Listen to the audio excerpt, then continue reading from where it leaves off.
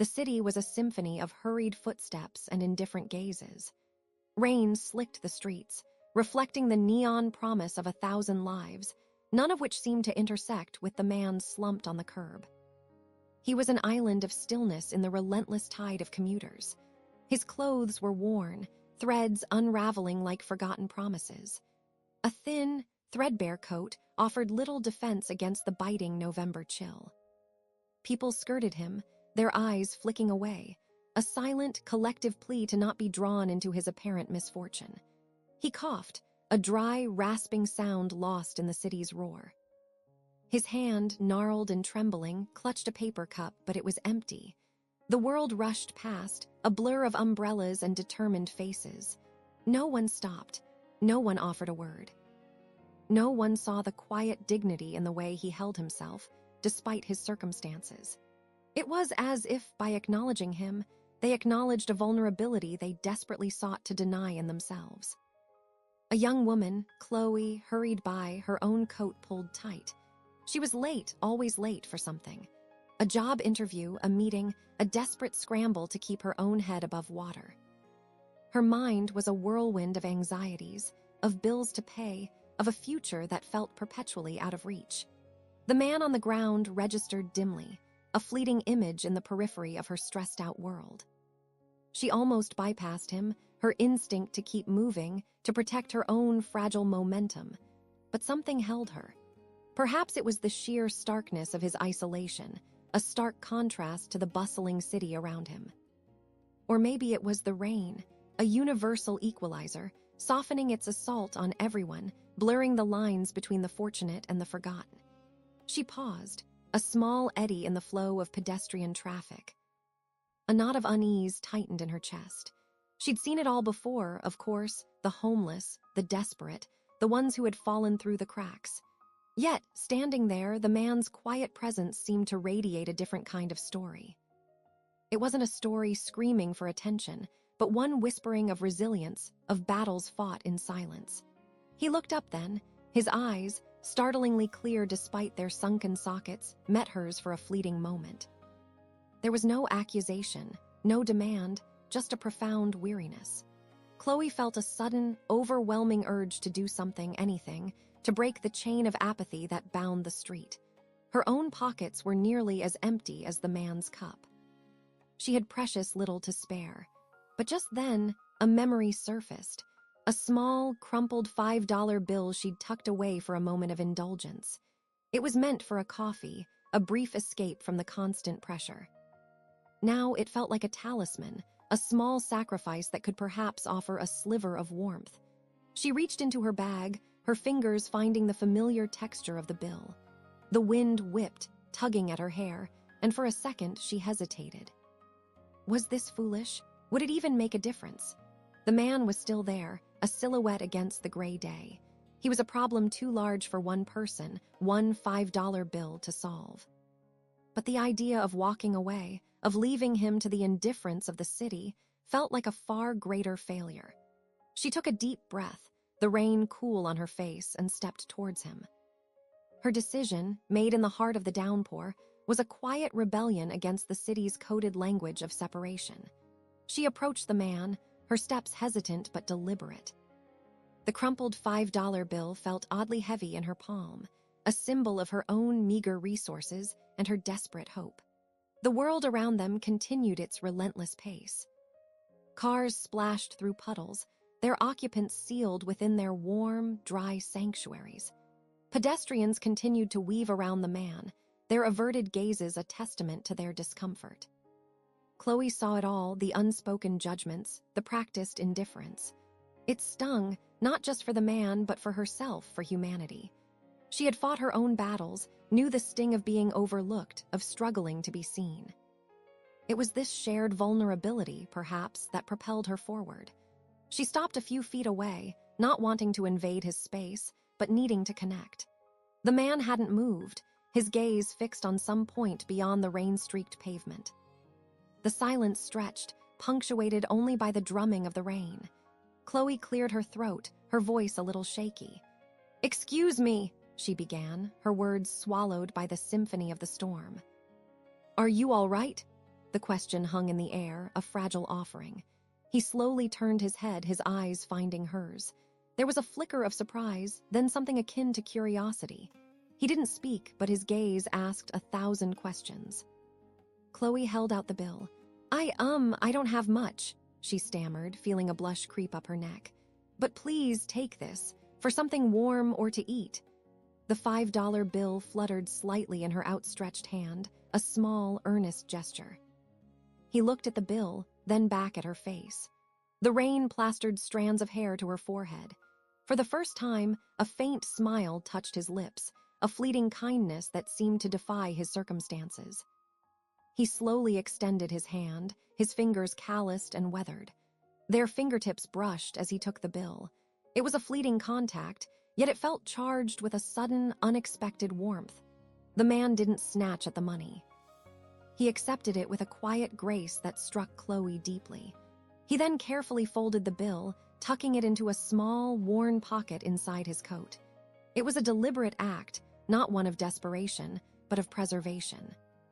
He looked at her again, and this time, his eyes held a different light. It was still weary, but now there was a spark of gratitude, a silent acknowledgement that resonated more than any words could have. Chloe felt a profound sense of relief. She hadn't changed the world, not by a long shot, but she had made a connection. She had acknowledged another human being, and that itself felt like a victory. She offered a small, genuine smile. "Take care," she said softly, her voice regaining its strength.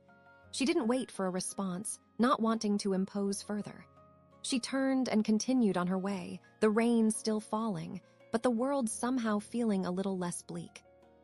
She didn't look back, but the image of the man's quiet acceptance, the gentle smile, stayed with her. It was a small act, a fleeting moment, but it had shifted something within her. The anxieties about her interview, about her own struggles, seemed to recede slightly, replaced by a quiet satisfaction. She wondered, as she hurried on, what he would do with that small sum, and if it would bring him even a moment of comfort in the relentless urban storm. Chloe continued her hurried walk, the encounter on the curb replaying in her mind. The rain had intensified, drumming a relentless rhythm on her umbrella, a flimsy barrier against the deluge.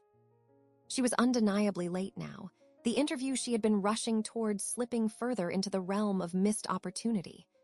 The weight of that thought settled on her, a familiar burden. She had hoped that small act of kindness, that $5 bill, might ease her own conscience, or perhaps even bring her a sliver of luck. But luck seemed to be a concept that eluded her consistently.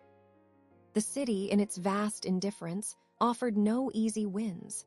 She passed a group of people huddled under a bus stop awning, their laughter sharp and mocking. They were pointing, not at her, but at someone further down the street.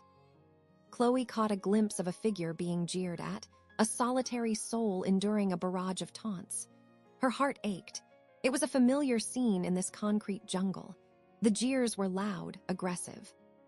"Look at the bum," one shouted, his voice raspy with alcohol.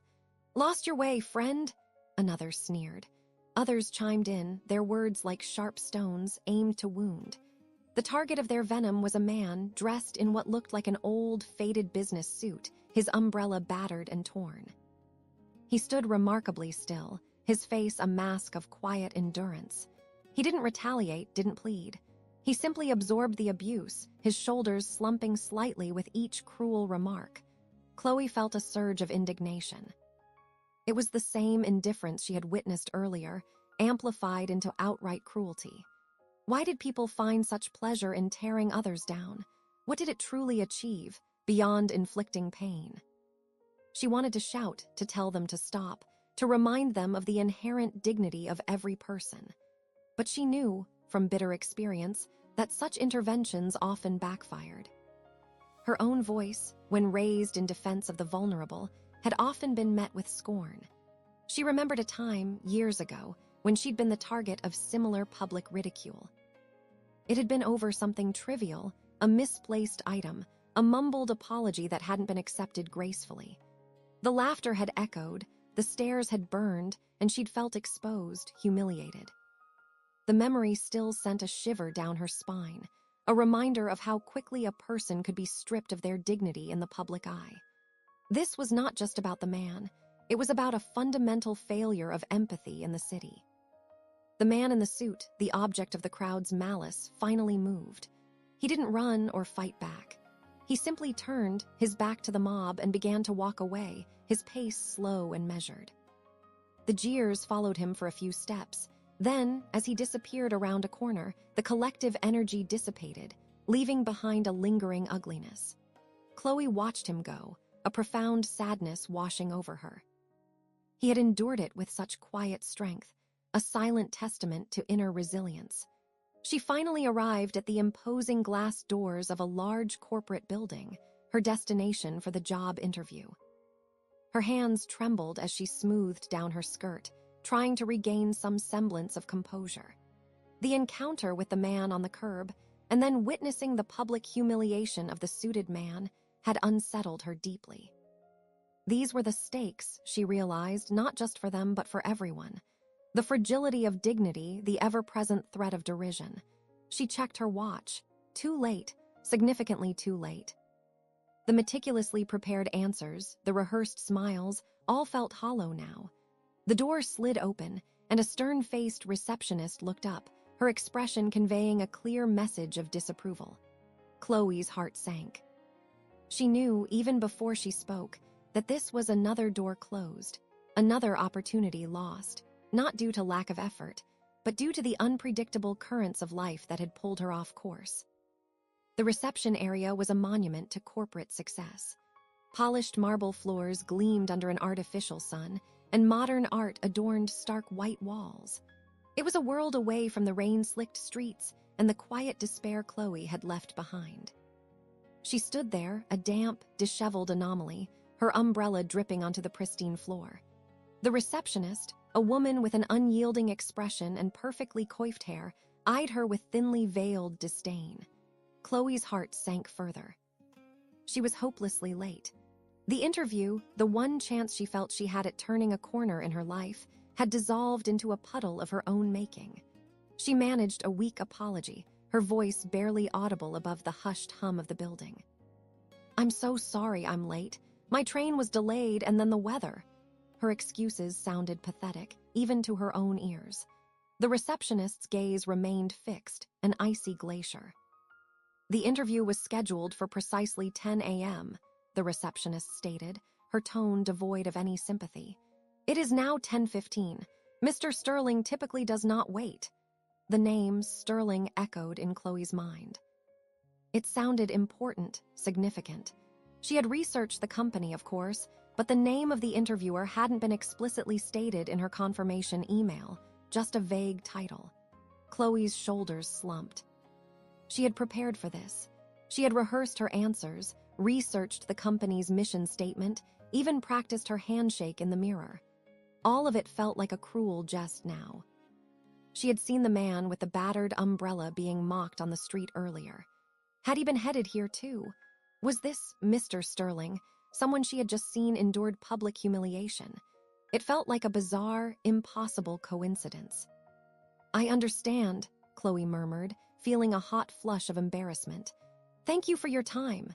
She turned to leave, the weight of another failure pressing down on her. As she reached the doorway, a sharp voice cut through the hushed atmosphere. "Miss Davies?" Chloe turned back, a flicker of surprise igniting within her. The receptionist, surprisingly, seemed almost hesitant. "Mr. Sterling asked if you happened to be wearing a particular color today." Chloe blinked, confused. A particular color? She was wearing her usual interview attire, a sensible navy skirt suit, nothing noteworthy. I don't understand." The receptionist hesitated for a moment, then sighed, a small, almost imperceptible sound. "Never mind, you can go." Chloe left, the sterile environment of the office fading behind her. The receptionist's question, however, lingered like an unanswered riddle. Stepping back out into the rain, Chloe felt a profound sense of disillusionment. The city, with its harsh realities, had once again dashed her hopes. She had seen a man on the ground earlier, a forgotten soul, and then another being publicly shamed. Now, this interview, her potential lifeline, had slipped through her fingers because of rain and a few minutes' tardiness. Her mind drifted back to the empty cupboards in her small apartment, the quiet ache of hunger that was a constant companion. She had skipped breakfast, as usual, trying to conserve what little money she had.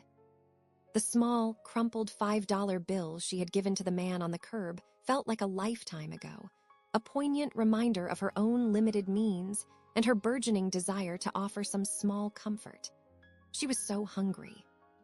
That was the most pressing concern, the gnawing emptiness that made everything else feel distant and unimportant. The thought of going home to her bare cupboards was a bleak prospect. She had little food and even less hope. The rain seemed to mirror her mood, a persistent gray sadness. She pulled her worn coat tighter, wishing for a warmth that seemed to be in short supply, not just from the weather, but from the world itself. She was just another speck of dust in the relentless storm, trying to find her footing. The walk home from the imposing corporate building was a slow, measured retreat from shattered expectations. Chloe's stomach rumbled, a hollow ache that amplified the gloom of the persistent rain. She pictured the bare shelves in her tiny kitchen, a silent testament to her financial struggles. A single can of beans, a half-empty box of pasta, that was the sum total of her culinary arsenal. Nights like these, when hope seemed to vanish with the setting sun, were the hardest.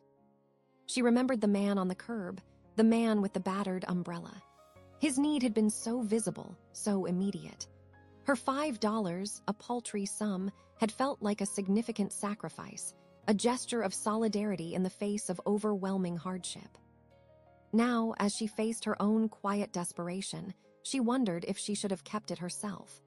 The internal debate was a familiar one, between the impulse to give and the instinct for self-preservation. The rain intensified, blurring the lights of the city into impressionistic streaks. Each raindrop seemed to emphasize her isolation, her struggle. She passed a bakery, the warm glow spilling onto the wet sidewalk, the scent of fresh bread a cruel taunt. She averted her gaze, not wanting to dwell on what she couldn't have. It was a constant negotiation, this dance with desire and deprivation. She finally reached her small apartment building, its faded brickwork a stark contrast to the sleek modernity of Mr. Sterling's office. The stairs creaked under her weight as she ascended to her third-floor walk-up. The lock on her door felt heavy, the turning of the key a signal of her solitary return. The air inside was cool, carrying the faint scent of dust and old memories. She flicked on the single bare bulb in the kitchen, illuminating the sparse landscape of her pantry. The loneliness of the empty cupboards was almost palpable. She didn't have the energy to feel anger or frustration tonight, just a deep, weary resignation. She sat at her small, chipped table, her elbows resting on the worn formica. The quiet was profound, broken only by the distant wail of a siren and the relentless patter of rain against the window pane. She thought about the receptionist's strange question about color. What could it possibly mean? Was it a test? A veiled insult?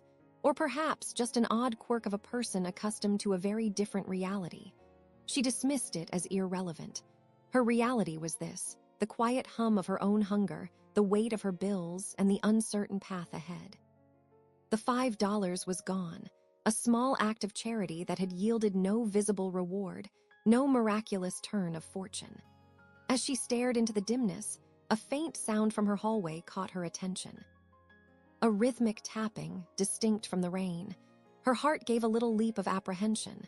Who could be calling at this late hour in this weather? She wasn't expecting anyone. It wasn't the usual hurried knock. It was more deliberate, more insistent. She held her breath, listening. The tapping continued, a steady cadence against the wooden door. It sounded almost like a code, a gentle but persistent signal. Chloe's mind raced, conjuring possibilities, fears, and a tiny spark of curiosity. It was an unexpected interruption to the quiet despair, a disruption to the predictable rhythm of her lonely evening. She slowly pushed herself up from the table, her gaze fixed on the door, a silent question hanging in the air. The persistent tapping at Chloe's door continued, a steady, rhythmic beat that cut through the mournful symphony of the rain. It was a sound that broke the familiar silence of her solitary evenings, a sound that hinted at the unpredictable nature of the night. Chloe's heart, usually subdued by weariness, now pulsed with a mix of apprehension and a fragile flicker of curiosity. She had no visitors expected, no friends who would brave this downpour at this hour. Her mind churned with possibilities. Was it a neighbor needing help, or more disturbingly, someone with less benign intentions? In this city, late-night calls could be a harbinger of anything. She hesitated, gripping the worn edge of her kitchen table. The tapping paused, and for a second she hoped it would stop, that it was just the wind or a branch tapping her door. But then it resumed, gentler this time, almost musical. She slowly rose, her legs feeling a little unsteady. The journey from her kitchen table to the front door felt like traversing a significant distance. Her worn floorboards creaked beneath her feet, each sound amplified in the quiet apartment. She held her breath as she approached the door, peering through the small peephole. The distorted image that greeted her was unclear, shrouded by the rain and the dim light from the hallway. She saw a shape, a figure, obscured by the falling water and the poor illumination. It was difficult to discern details, but they seemed to be holding something over their head, perhaps an umbrella. The figure remained remarkably still, their presence a silent question mark against the backdrop of the storm. The tapping began again, a softer, more deliberate rhythm, as if patiently waiting for a response. Chloe took another shaky breath and reached for the doorknob. The metal was cool beneath her fingers. She hesitated for a moment longer, the inherent caution of a life lived on the edge of uncertainty warring with a growing sense of intrigue. The tapping had a gentleness to it that felt more like a summons than a demand. It didn't possess the aggressive urgency of someone trying to force their way in.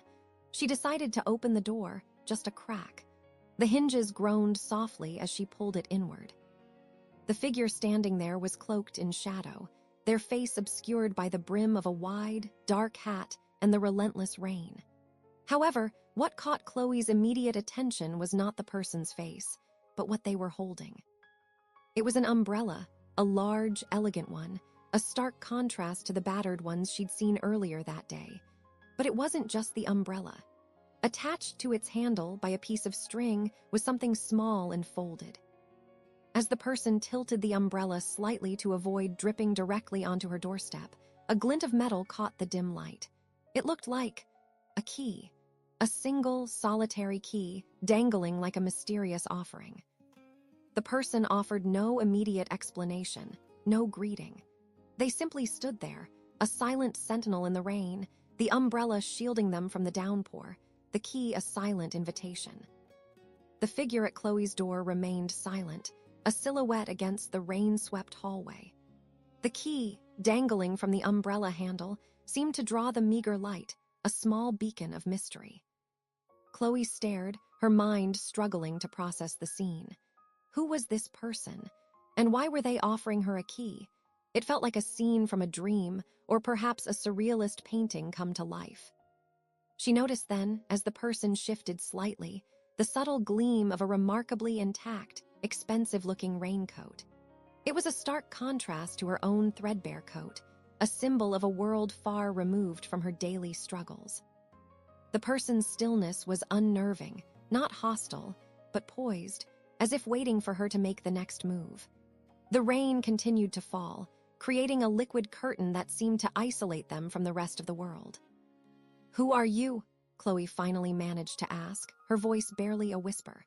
Her question seemed to hang in the wet air, unanswered for a long moment. The figure didn't speak, but instead, slowly, deliberately, extended their arm, offering the key towards Chloe. It was a gesture of quiet invitation, a silent offering of something unknown. Chloe's gaze flickered from the key to the person's obscured face under the hat. There was a sense of quiet authority about them, a presence that felt both powerful and unobtrusive.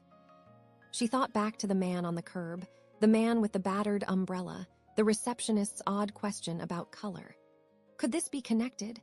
It felt like pieces of a puzzle were slowly, strangely beginning to align. She reached out, her hand trembling slightly, and took the key. It was heavy, made of solid metal, cool to the touch. It felt significant, imbued with a purpose she couldn't yet comprehend. As her fingers closed around it, the figure gave a slight nod, a subtle acknowledgement. Then, with a quiet grace, they turned and began to walk away, their footsteps receding down the hallway, swallowed by the sound of the rain. Chloe watched them go, the key clutched tightly in her hand. She didn't call out, didn't ask for an explanation. Something inside her knew that demanding answers now would break the fragile spell of the moment. The figure disappeared around the corner, leaving Chloe alone in her doorway, the rain still dripping onto her worn carpet. The hallway was empty again, yet filled with an unspoken question. She closed the door slowly, the click of the lock echoing in the silence. She felt a strange mix of emotions, confusion, wariness, and a nascent sense of wonder. She walked back to her kitchen table, the key still in her hand.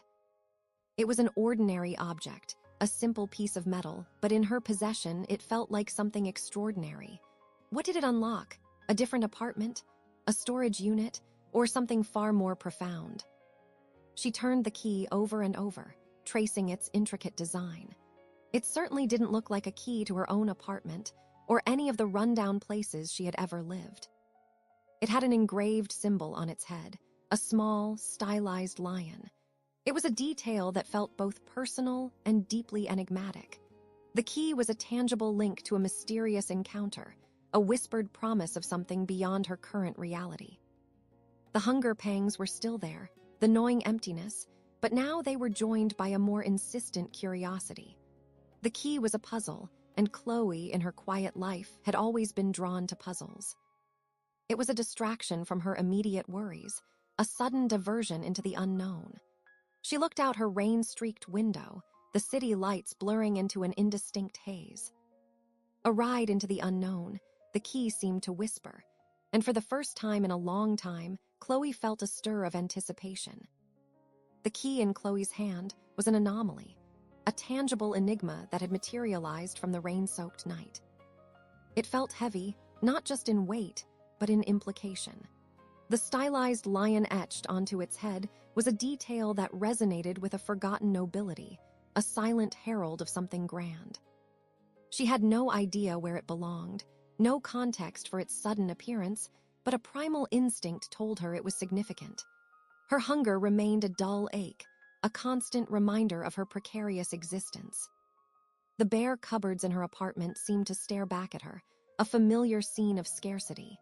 Yet, the key had introduced a new element into her world, possibility. It was a stark contrast to the crushing predictability of her everyday life. She turned it over in her fingers, the cool metal a silent invitation. The memory of the man on the curb, the man with the battered umbrella, and the stranger with the expensive raincoat kept flickering in her mind. Were they all connected? Had the stranger with the key been sent by someone, or was it a completely random act of mysterious generosity?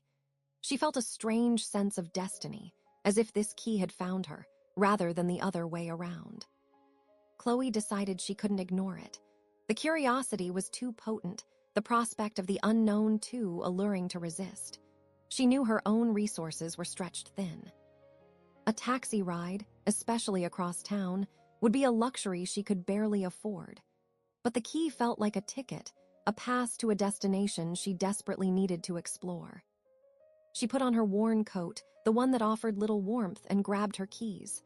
She hailed a taxi, the driver a gruff man with tired eyes who seemed unimpressed by her destination. "The Sterling Estate," he grunted, his voice gravelly. Chloe's eyebrows shot up. Sterling? Was this connected to Mr. Sterling from the missed interview? The irony was not lost on her. She had been too late for an interview with a Mr.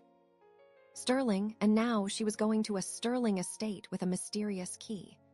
The drive was long, the city transforming around them from the familiar urban sprawl to manicured streets and imposing gates. The taxi crawled along winding driveways, the buildings becoming larger, more ornate, until they finally arrived at a towering iron gate. A uniformed guard approached the car, his expression unreadable. Chloe clutched the key in her pocket, her heart thudding against her ribs. The guard looked at the driver, then at Chloe, his gaze lingering on her for a moment too long. He seemed to recognize something, or perhaps he was simply surprised by her presence. "Identification?" he asked, his voice polite but firm.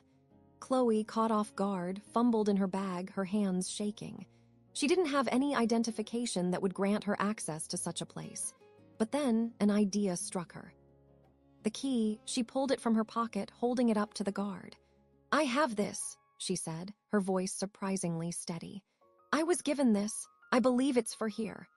The guard's eyes widened slightly as he examined the key, his gaze lingering on the lion emblem.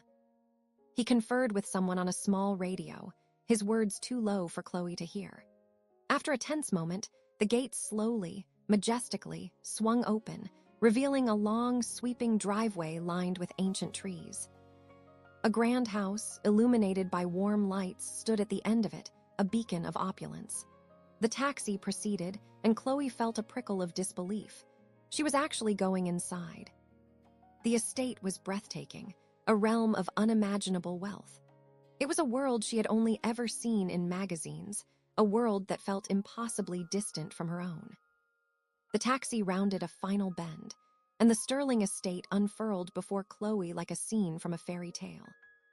It wasn't just a house, it was a statement, a sprawling testament to generations of wealth and influence. Glistening marble, manicured gardens, and fountains that sparkled under the soft, evening lights created an atmosphere of almost ethereal grandeur. Chloe, accustomed to the gritty realities of her own life, felt a profound sense of awe, tinged with a nervous disbelief. The taxi pulled to a stop before the immense oak doors of the mansion. The driver, who had been silent for most of the journey, finally broke his silence. "Well, here you are," he said, his voice laced with a hint of weary curiosity. He clearly knew this was no ordinary drop-off. Chloe paid him, her hand still trembling slightly as she counted out the bills, acutely aware of the disparity between his fare and the apparent destination. As she stepped out, the air felt different. It was still, carrying the scent of expensive perfume and old money. A butler, impeccably dressed, materialized from the shadows, his expression serene and professional. He offered a slight bow. "Welcome to Sterling Manor," he said, his voice a smooth baritone. "Please come inside." He didn't ask for credentials, didn't question her presence. It was as if her arrival had been anticipated, albeit by a mysterious messenger. Chloe, still clutching the key, followed him into a cavernous foyer. Chandeliers dripped with crystals, casting a warm glow on priceless artwork and antique furniture. The sheer scale of the place was overwhelming. She felt a dizzying disconnect between this opulent world and the dingy apartment she had left behind. The key in her pocket suddenly felt like a small, insignificant pebble in the face of such immensity. "You are expected," the butler continued, his words carrying a gentle assurance. "Mr. Sterling is aware of your arrival."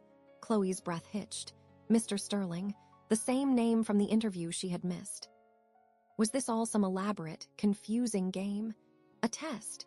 She couldn't fathom why a man of such obvious stature would be involved with her, a woman struggling on the fringes of society. He led her through a series of grand rooms, each more impressive than the last, until they reached a vast library. Floor-to-ceiling bookshelves lined every wall, filled with leather-bound volumes that whispered of accumulated knowledge. In the center of the room, seated in a plush armchair by a crackling fireplace, was a man. He was older, with silver hair and eyes that seemed to hold a depth of wisdom and experience. He looked up as they entered, his gaze immediately finding Chloe. There was an immediate recognition, not of her, but of the context of her arrival. He offered a warm, genuine smile. "Ah, Miss Davies," he said, his voice rich and gentle.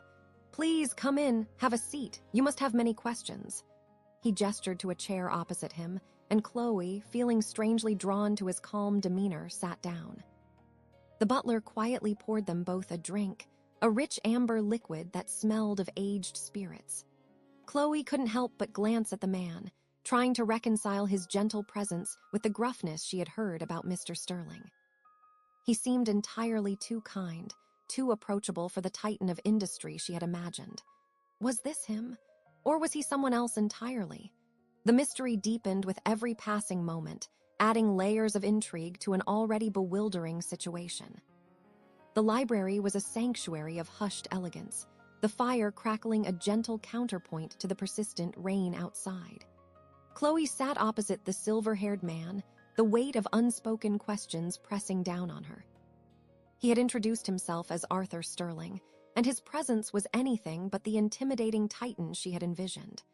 His eyes, a warm, discerning blue, held a kindness that disarmed her. She couldn't shake the nagging feeling that this was somehow connected to the missed interview. Arthur Sterling took a slow sip of his drink, his gaze thoughtful. "I understand you were late for your appointment this morning," he began, his tone devoid of judgment, an observation delivered with gentle understanding. The weather was indeed quite severe. Chloe felt a prickle of shame, but his gentle approach encouraged her to be honest. "Yes," she admitted, her voice small. "I'm truly sorry." "I tried my best, but—" She trailed off, the familiar narrative of her struggles feeling inadequate in such a grand setting. Arthur Sterling smiled subtly. "I understand," he said. "Life has a way of presenting unexpected obstacles.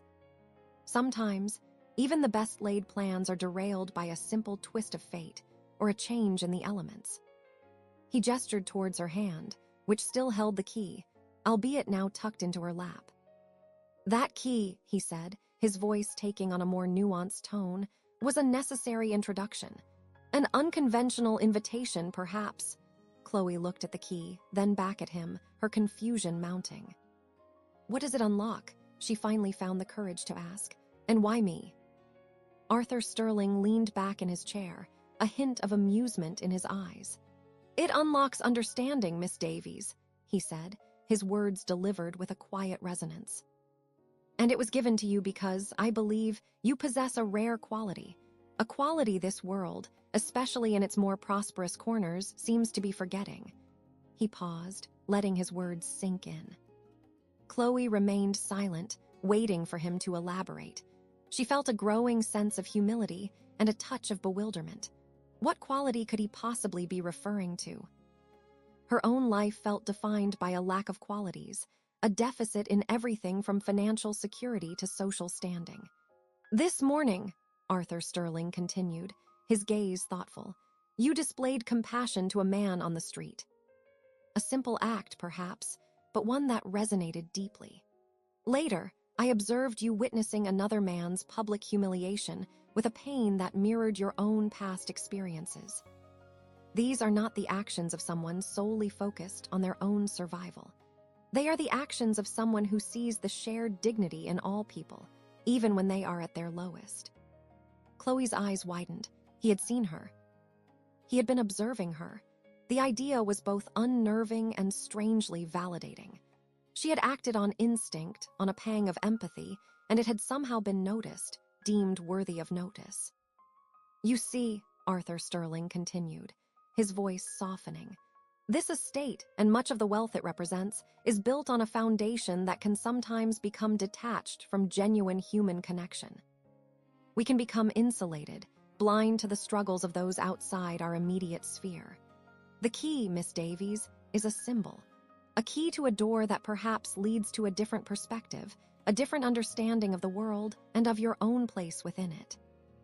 He rose from his chair, gesturing for her to follow. "There is a particular coat," he said, his gaze drifting towards a distant alcove of the library, "that holds a significant history, a history I believe you might find enlightening.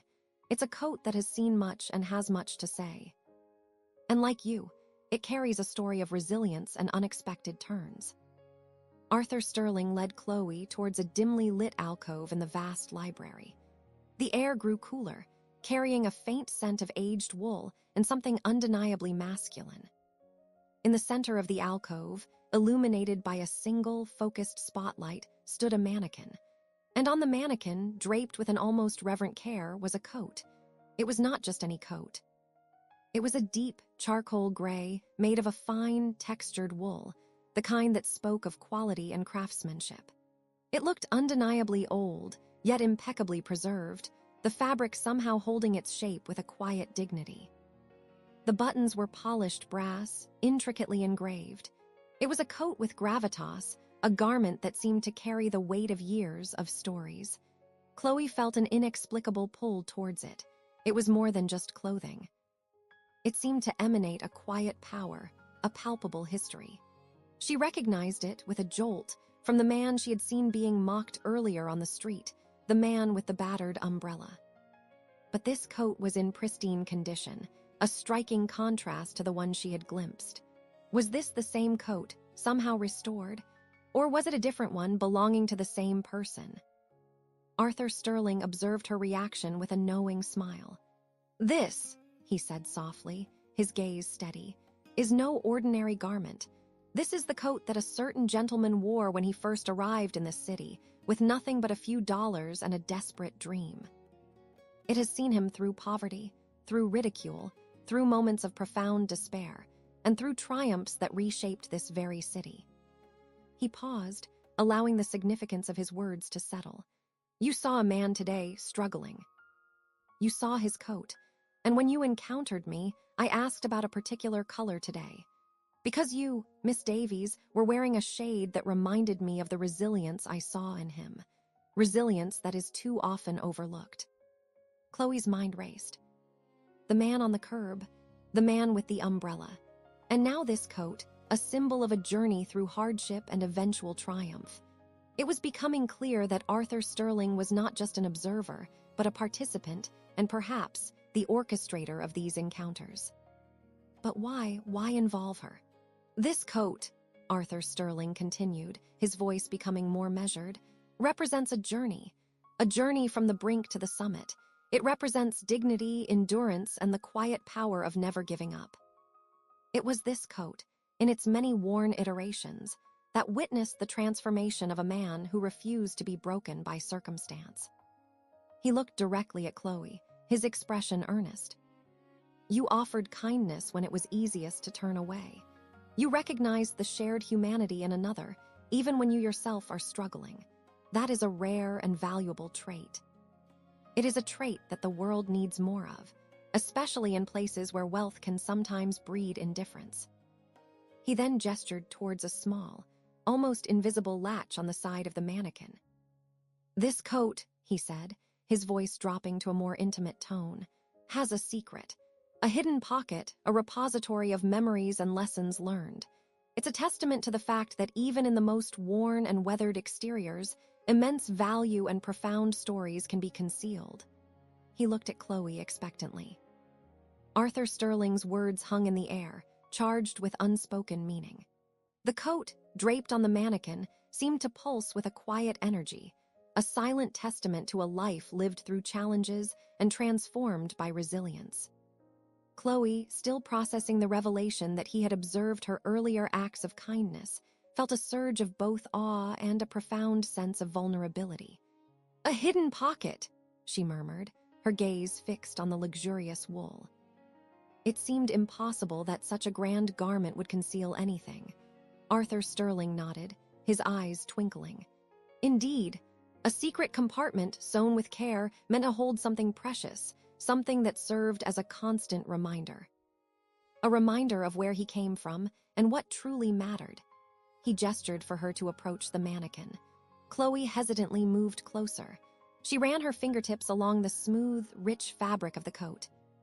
It felt impossibly soft, yet remarkably durable. She followed Arthur Sterling's gaze to a subtle seam on the inside of the left lapel, almost invisible to the untrained eye. It was a masterful piece of tailoring, designed to be both functional and discreet.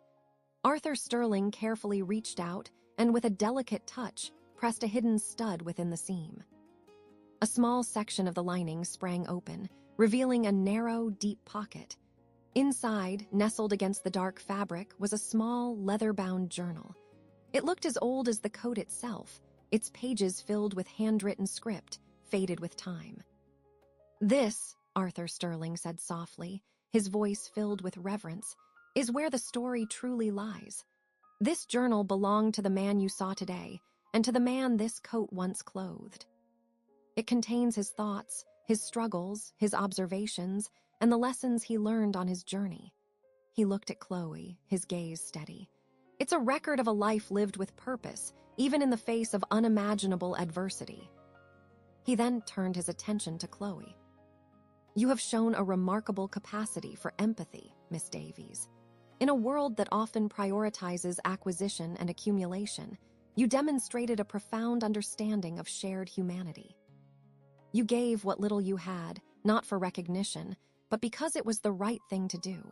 And that, Miss Davies, is the true mark of wealth. Chloe felt a warmth spread through her chest, a sensation far more comforting than any physical warmth from a fire. To be seen, to be acknowledged for something other than her deficits was a revelation, but she still couldn't grasp the full picture. Why was she being shown all this? This estate, Arthur Sterling continued, lowering his voice, is not merely a symbol of wealth. It is a testament to a vision that began long ago, with a man who believed that true success was not measured by how much one accumulated, but by how much one contributed. By the positive impact one had on the lives of others.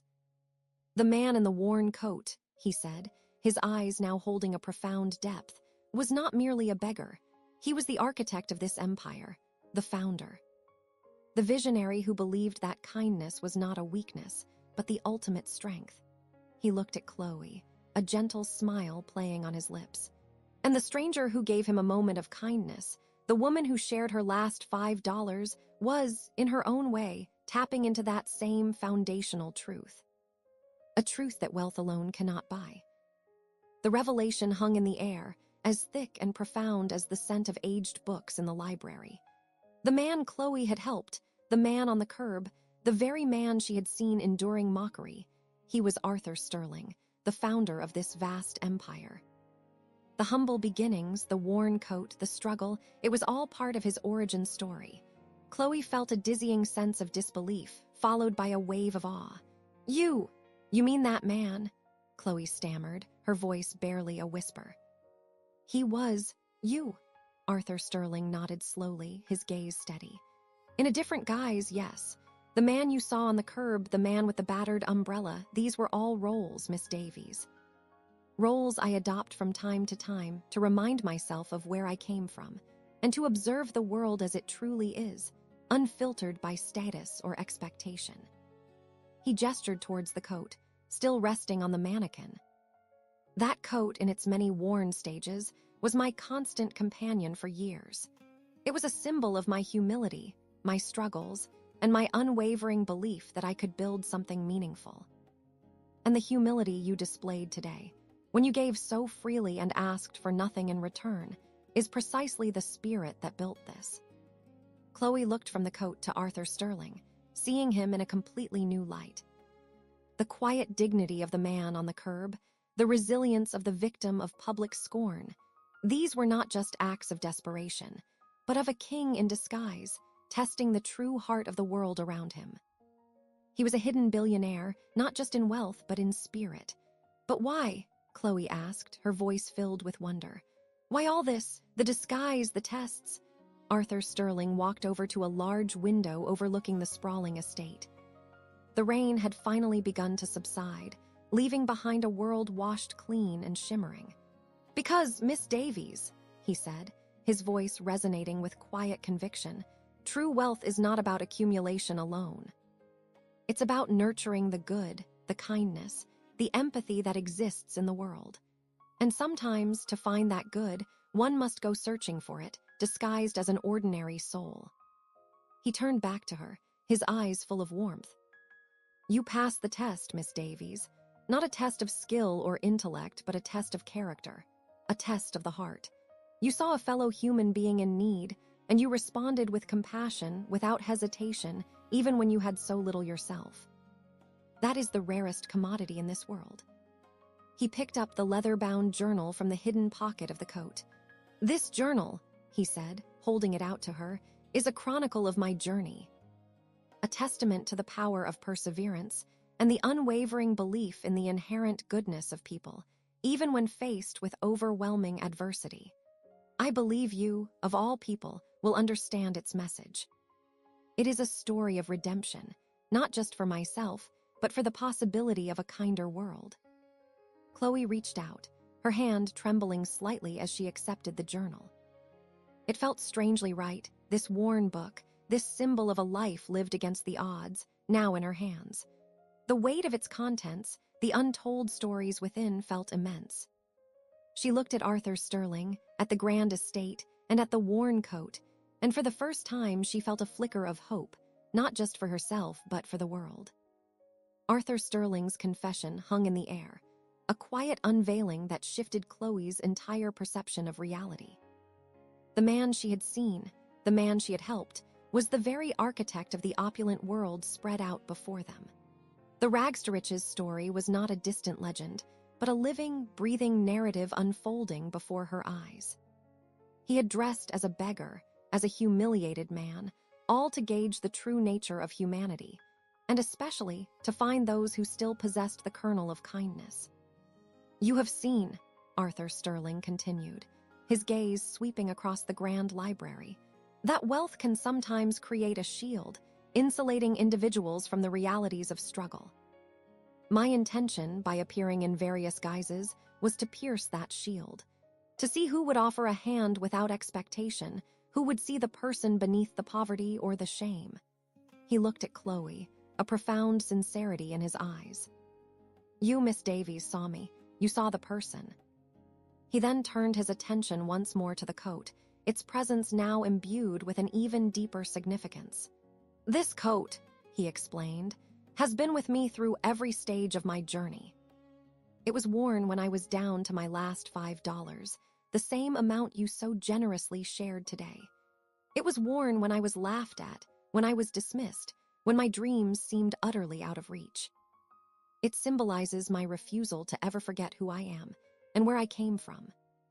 The hidden pocket, he revealed, had once contained not just the journal, but also a small engraved locket. This locket, he explained, was a gift from his mother, a reminder of her unconditional love and her unwavering belief in his potential. Its absence from the pocket now was not a sign of loss, but of a transition he had orchestrated himself.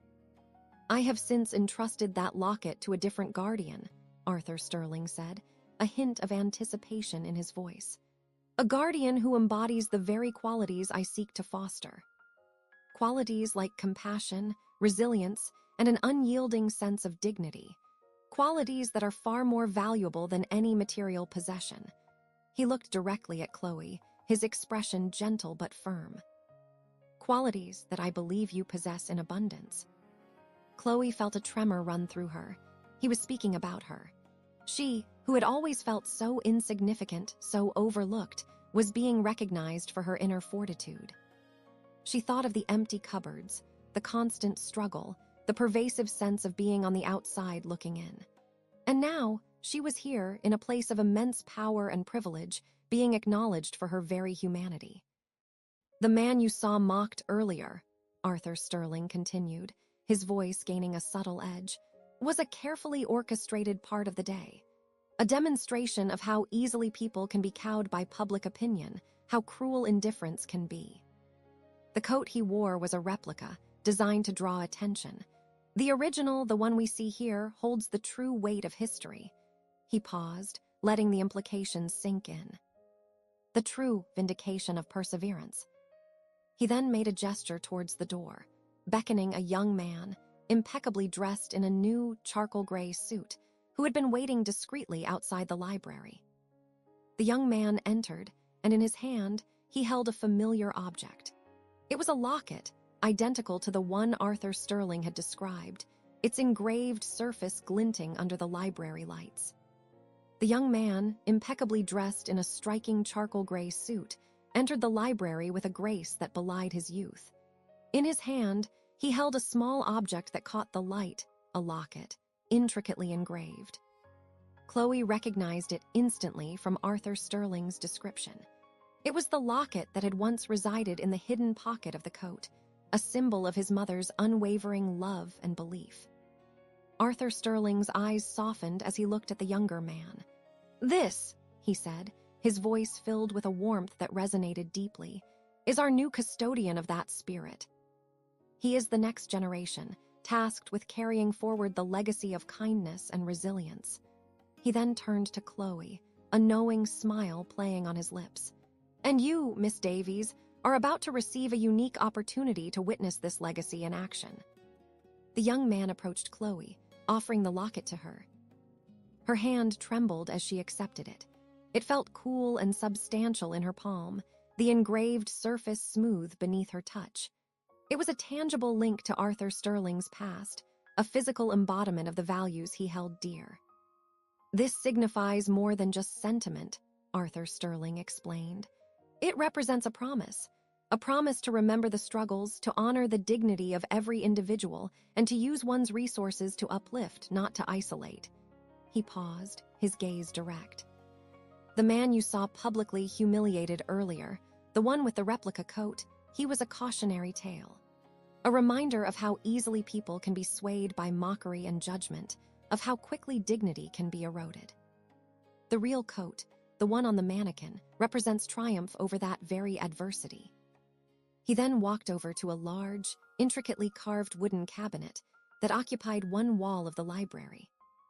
He opened it, revealing a collection of impeccably tailored suits, all in various shades of charcoal gray. Beside them hung a row of perfectly preserved coats, each one looking as if it had just been made. These, Arthur Sterling declared, his voice carrying a new authority, are not merely clothes. They are symbols of achievement, of integrity, of a commitment to principle.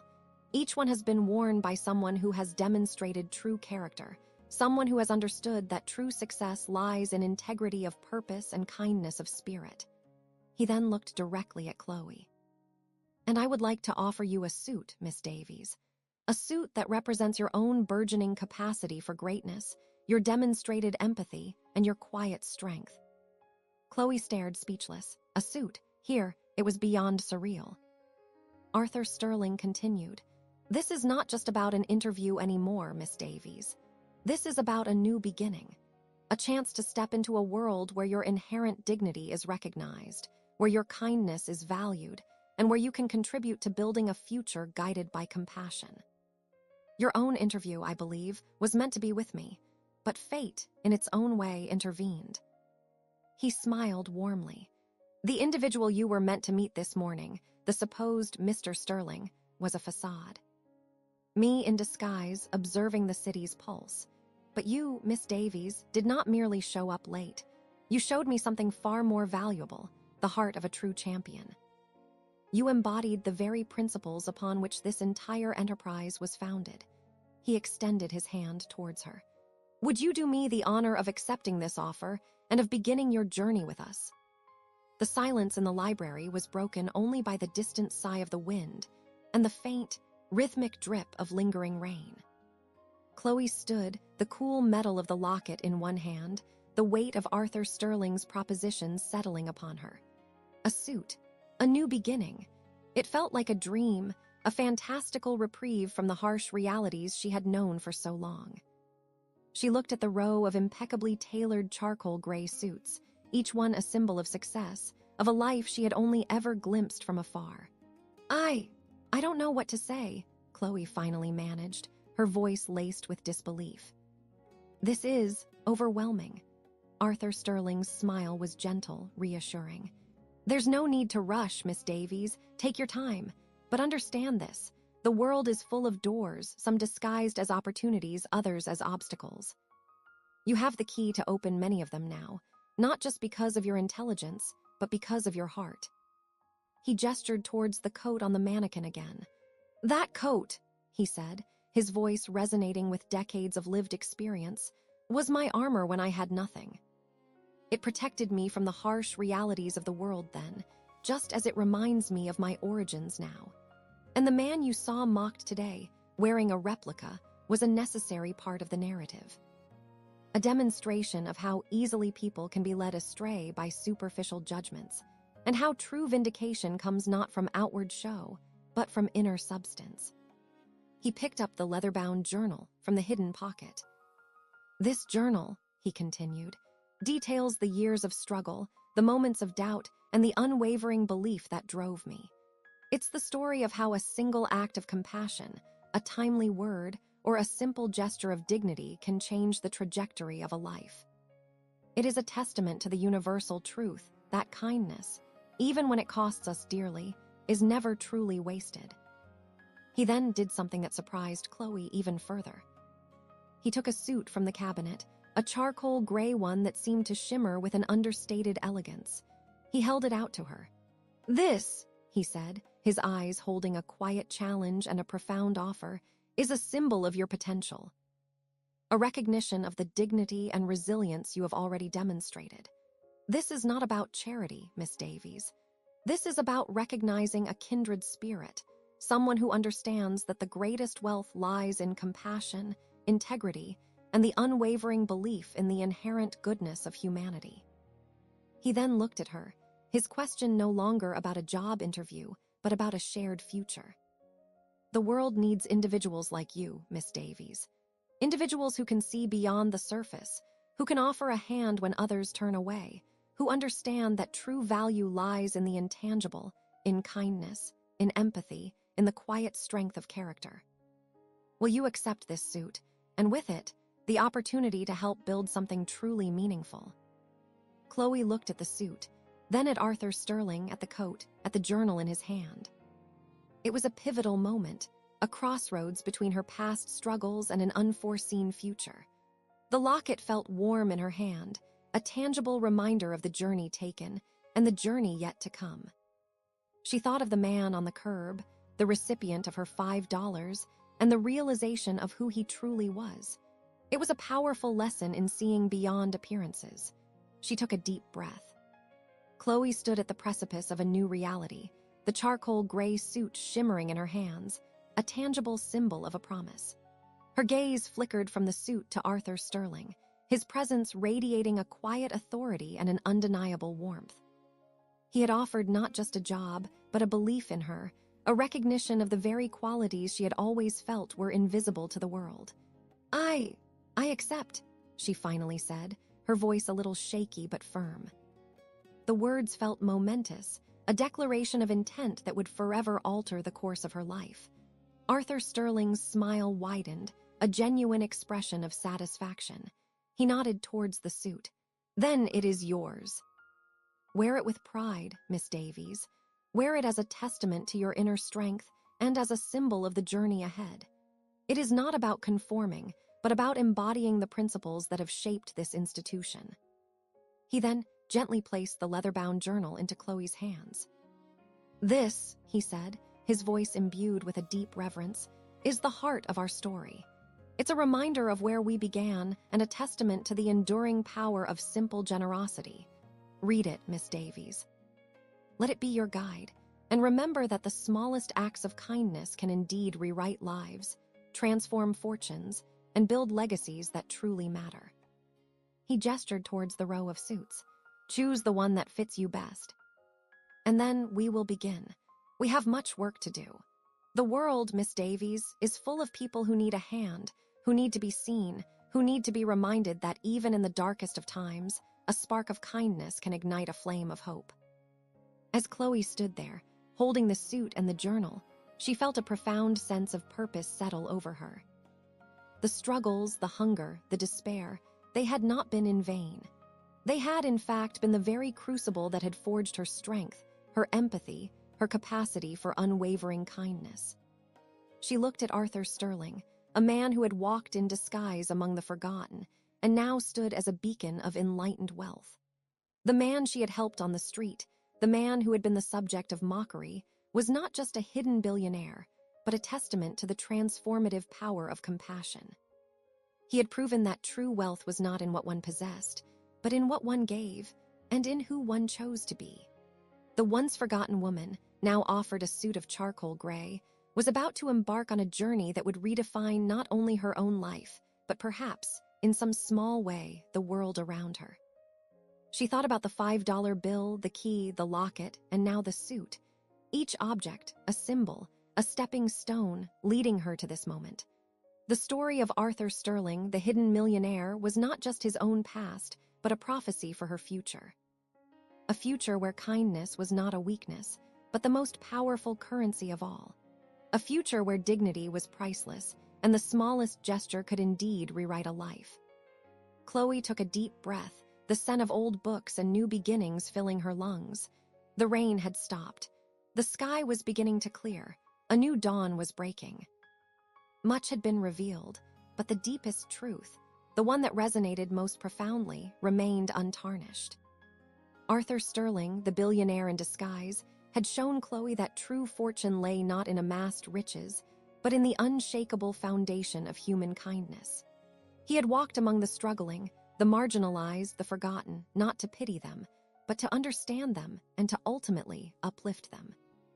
The coat, the key, the locket, the suit, each a chapter in a timeless parable of redemption and purpose.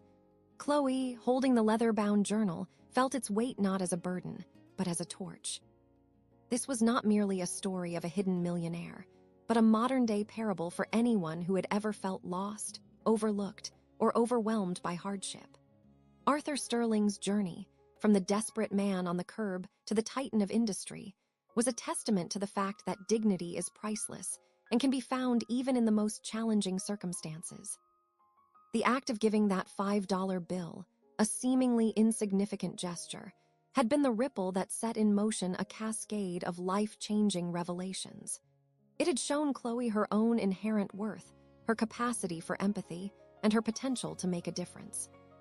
The hidden billionaire had not sought to patronize, but to empower, to recognize that the true wealth of the world resided not in vaults of gold, but in the hearts of those who dared to be kind.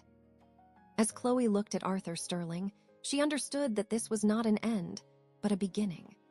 The veiled identity, the carefully staged encounters, were all part of a grander design to sow seeds of compassion in a world that too often seemed to prioritize profit over people.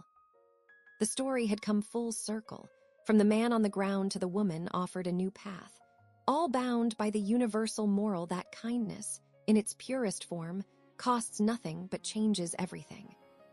She realized that the real interview had not been about answering questions, but about living them. Arthur Sterling had sought not just an employee, but a soul aligned with his vision. Chloe, by her actions on the street, had proven herself to be that soul. The parable was unfolding, not just for her, but for anyone who watched, a quiet invitation to see the extraordinary within the ordinary, the millionaire hidden within the stranger, and the profound impact of a single act of grace. The final chapter was not yet written, but the ink was ready. The story whispered of second chances, of restored families, and of destinies rewritten by the simple, potent force of human connection. Chloe knew, with a certainty that settled deep within her bones, that the most valuable treasures in life were not bought, but earned through an unwavering commitment to goodness, a commitment that Arthur Sterling had so powerfully exemplified. The estate, the wealth, the power, they were all merely tools, instruments to amplify the message that had begun with a simple act of kindness on a rain-soaked street. And that message, she now understood, was the greatest fortune of all.